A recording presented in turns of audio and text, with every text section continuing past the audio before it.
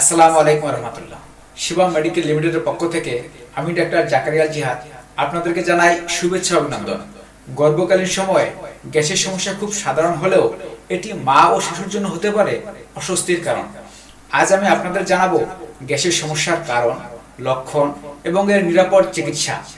আমাদের সাথে থাকুন, আজকের ভিডিওটি আপনার অনেক উপকৃত হবে ইনশাআল্লাহ। গ্যাসের সমস্যার কারণ: গর্ভাবস্থায় হরমোনের পরিবর্তন এবং শারীরিক কিছু পরিবর্তনের কারণে গ্যাসের সমস্যা বেশি দেখা যায়। এর অন্যতম মূল কারণগুলো হলো প্রোজেস্টেরন হরমোনের বৃদ্ধি। প্রোজেস্টেরন হরমোন বৃদ্ধির কারণে হজম প্রক্রিয়াকে ধীরগতি করে দেয়।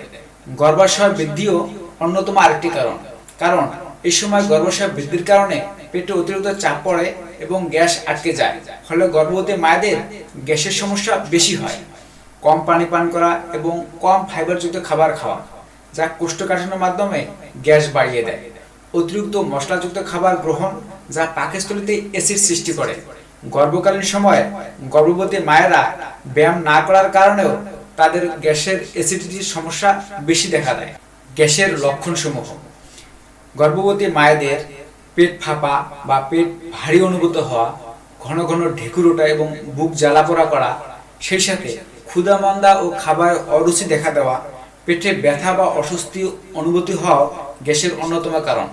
গর্ভাবস্থায় এই সকল সমস্যা স্বাভাবিক হলেও এর চিকিৎসা করা অত্যন্ত জরুরি। নিরাপদ চিকিৎসা: গর্ভবতী মায়েদের জন্য গর্ভকালীন সময় এই ওষুধ দুটি হতে পারে গর্ভবতী ও দুগ্ধদানকারী মায়েদের জন্য গ্যাসের সমস্যার নিরাপদ ও কার্যকারী সমাধান। এর একটি হলো ক্যাপসুল ডেক্সনিল 30 mg, যা সকাল সন্ধ্যা খাবার খাওয়ার আধা ঘন্টা আগে খেতে হয়, এবং অন্যটি হলো গেভিস 200 ml সাসপেনশন, যা দিনে 2 চামচ করে 3 বার খাবার খাওয়ার 1 ঘন্টা পরে খেতে হয়। গ্যাসের সমস্যা সমাধানে গর্ভবতী মায়েদের জন্য বিশেষ পরামর্শ: নিয়মিত এবং পরিমিত খাবার গ্রহণ করুন, অতিরিক্ত মশলা ও চর্বিযুক্ত খাবার এড়িয়ে চলুন, প্রচুর পানি পান করুন এবং সেই সাথে হালকা ব্যায়াম করুন। পাশাপাশি পর্যাপ্ত পরিমাণে বিশ্রামে থাকবেন। অতিরিক্ত গ্যাসের সমস্যা হলে অবশ্যই একজন চিকিৎসকের পরামর্শ নেবেন।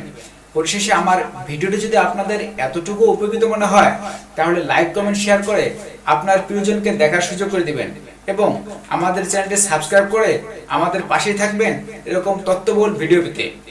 আল্লাহ সবাইকে সুস্থ রাখুন, আমিন।